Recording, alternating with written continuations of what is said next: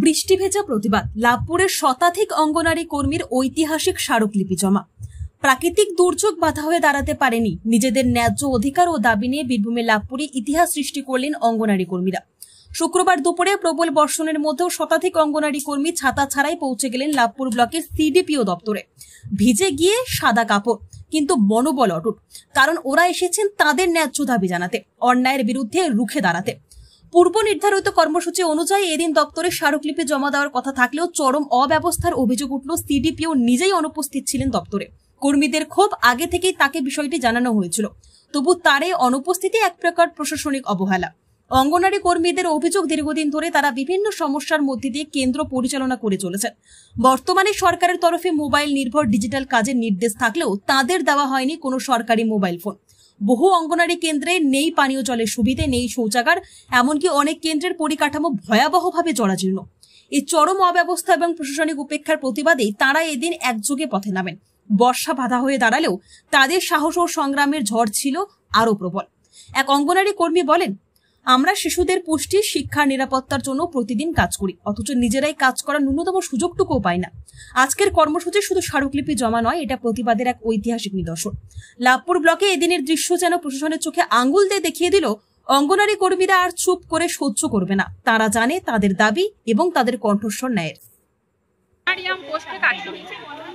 সামান্য 275 টাকা থেকে শুরু করেছিলাম, আজকে বেড়ে বেড়ে সেটা একটু একটু করে বাড়তে বাড়তে 9000 টাকা এসেছে। 9000 টাকার মধ্যে দুটো সেন্টার চাপিয়ে দিয়েছে। এবার দুটো সেন্টারে আমি সংসার চালাবো না আমি দুটো সেন্টার চালাবো?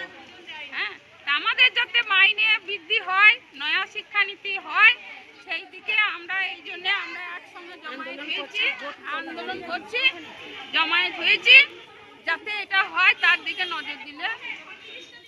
সিডিপিওর সাথে দেখা হয়েছে? না, সিডিপিওর সঙ্গে দেখা হয় না। সিডিপিও সাহেবকে মারা গিয়েছে, উনি চলে গিয়েছেন আমাদের ডেট নেওয়া সত্ত্বেও।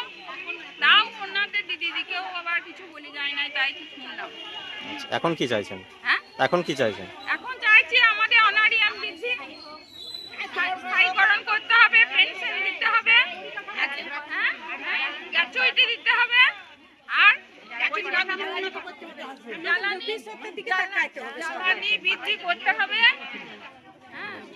আপনার নাম? আপনার নাম? আমার নাম পূর্ণিমা ব্যানার্জি। কোন কেন্দ্রের আপনি? আমি এই তারামাডাঙ্গা আইসিডিএস। আমাদের আর কি নির্দেশ দিয়েছে যে আমাদের ইকেওয়াইসি করতে হবে। তো ইকেওয়াইসি করতে গেলে 5G ফোনের প্রয়োজন এবং নেট, ফুল নেট। আমাদের অফিসে যে রিচার্জের পয়সা দেয় সেটা ঠিকঠাক মতো রিচার্জের পয়সা দেয় না। যেটা হয় সেটাই ডাটাটা সেটা সেন্টারে কুলায় না। এবং আমরা এমন স্তরে কাজ করি যেখানে সাধারণ মানুষ, মাঠের শ্রমিক, কেউ হচ্ছে ভিন গায়ের শ্রমিক, তাদের ওটিপি আসতে হবে, ওটিপি দিয়ে সবে সেভ করতে হবে, তবেই সেই ব্যক্তিটা, সেই বাচ্চাটা এবং মাটা খাবার পাবে। তো আমরা সেই মাদের বলতে যাচ্ছি, এলাকায় সেই মারা আমাদের সঙ্গে ঝামেলা করছে, খাবার বন্ধ করে দিতে বলছে অফিস, কিন্তু তাদের যদি না খাবার দিই, তাদের জন্যই তো পরিষেবা, তাহলে আমরা তাদের কাছে আমরা অপমানিত হচ্ছি, হ্যাঁ, এবং ঝামেলা হচ্ছে। তাহলে এই যে এইভাবে আমাদের উপর অত্যাচার হচ্ছে। আমাদের আগে তো আমাদের পরিকাঠামোটাকে ঠিক করতে হবে। আমরা সব কিছুই করতে চাই, আমরা যখন চাকরি করতে এসেছি আমরা করব, কিন্তু আমাদের জিনিসপত্র, একটা সেন্টার একটা বাড়িতেই বলুন না কত কি প্রয়োজন হয়, আমাদের কোনো জিনিস দেয় না। ঝাঁটা বলুন, বটি বলুন, হাঁড়ি বলুন, হাঁড়ি দিয়ে জল পড়ে, এতদিনে 10 বছর পর একটা করে হাঁড়ি তাও সবাইকে দেয় না। আমাদের যে জ্বালানির পয়সা দেয় 19 টাকা আর 21 টাকা আর 23 টাকা, তার মধ্যে আমাদের নুনও কিনতে হয়, ফুরিয়ে গেলে আবার হলুদ পার্মানেন্টলি কিনতে হয়। তাহলে জ্বালানির কত প্রয়োজন হয়। 2-4টে ডিম কম যদি পাচ্ছে সুপারভাইজার, সেখানে কি দিদিদের অপমান করছে। আমাদের এখানে সেন্টারে লাভপুর ব্লকের হেল্পার নেই, ম্যাক্সিমাম সেন্টারে হেল্পার নেই। একটা হেল্পার যদি পুষতে হয়, রান্নার লোক, আপনি বলুন না, বাড়িতে একটা রান্না করতে আসলে পরে 4টে লোকের রান্নাতে কত নেয়? 3000 টাকা। তাহলে আমাদের যদি কারো 50টা 100টা বেনিফিশিয়ারি হয়, তার কত বেতন হওয়া উচিত? তাহলে আমরা ম্যানেজটা করবো কোথা থেকে?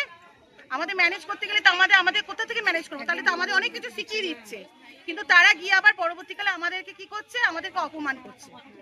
আজকেই এসেছি, আমরা ডেপুটেশনের ডেট নিয়ে গেছি 4 তারিখে, আর সকালবেলা আমাদের ফোন করছে, স্যার আমার দাদু মারা গেছে। এখানে অফিসে এসেছি, অফিসে দিদিরা মানে আমাদের যতটা দরকার আমরা তাদেরকে বললাম, কিন্তু তাদেরকে বললে আমাদের কোনো লাভ নেই, আমাদের স্যারকে দরকার। স্যার ছিলেন না? স্যার ছিলেন না? না স্যার নেই।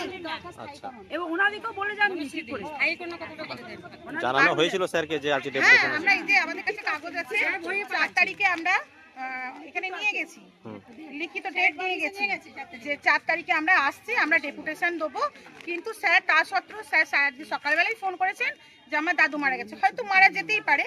এই যে আমরা ডেট নিয়েছিলাম 4 তারিখে আমরা আসছি ডেপুটেশন দিতে, কিন্তু স্যার আজকে চলে গেছে। দিদিরা তো আমাদের দিদিরা কিছু বলছে স্যার যা করবেন আমাদের, কিন্তু আমরা তো দিদিরা আমাদের সেন্টারে গিয়ে বিভিন্নভাবেই আমাদের অত্যাচার করছে। স্যারের এটা নির্দেশ। এর আগে এইসব বিষয় নিয়ে জানানো এর হয়েছিল আগে সিডিপিওকে? বিষয় নিয়ে অনেকবার জানানো হচ্ছে এবং চলছে জানানো, কিন্তু স্যার কোনো স্টেপ নেয় না।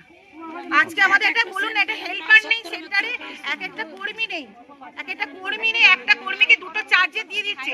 একটা সেন্টার চালাতে গেলে 10,000, 5,000, কারো 7,000, যার যেমন বেনিফিশিয়ারি তার তেমন খরচ। আমাদের সবজি বিল ঠিকঠাক মতো দেয় না, সবজি বিল দিচ্ছে না। তাহলে দিদিরা এবারে আমাদের ধরুন যে দোকানে কিনছি আমরা, রেটটা বেশিতে কিনতে হচ্ছে, স্বাভাবিক। আপনাকে যখন ধারে দেবে আপনাকে তখন রেট বেশি দিতে হবে। হ্যাঁ, আবার অনারিয়াম আমাদের সামান্য বেতন 9,000 টাকার মধ্যে আমাদের ঘরে দুটো করে সেন্টার চালিয়ে দিচ্ছে, 2 মাস পরে দেয়। আবার অনারিয়ামটাও ঢুকছে দুভাবে, একটা প্রথমেই মাসে ঢুকে যায়, একটা শেষ মাসে। তাহলে আমরা এইভাবে থেকে কি করব? আমাদের সমস্যা শেষ নেই, কিন্তু আমাদের সঙ্গে না স্যার না দিদিরা কেউ সহযোগিতা করে। আজকে যে স্যার নেই, স্যার যে অফিসে যে দিদিরা আছে তাদেরকে পর্যন্ত ঠিক করে বলে যায়নি যে আজকে আমরা আসবো। আর আমাদের স্থায়ীকরণ করতে আমাদের ভবিষ্যৎ কি? আমাদের কোনো দিদি মানে দীর্ঘদিন কাজ করার পরও তারা মানে অবসর নিয়েছে। এমন দিদি আছে তারা কিছু পায়নি, তারা এখন বৃদ্ধ হয়ে গেছে, তারা বাড়ি থেকে লাঞ্ছিত হচ্ছে। অবশ্যই টাকা না ফ্যামিলিতে দিতে পারলে, বাড়িতে দিতে পারলে কেউ ভালোবাসবে না, তারা খুব মানে বঞ্চিত। এবার যাই হোক, আমাদের যেইটুকুনি আর কি 5 লাখ টাকা করে দিচ্ছে। এবার আমাদের দাবি আমাদের স্থায়ীকরণ করা হোক, আর আমাদের যেন পেনশনের ব্যবস্থা করা হয়। আপনার নাম? আমার নাম বনশ্রী দত্ত, আমি 221 নম্বর শান্তিপাড়া কেন্দ্রের কর্মী, আর আমার ব্লক হচ্ছে লাভপুর।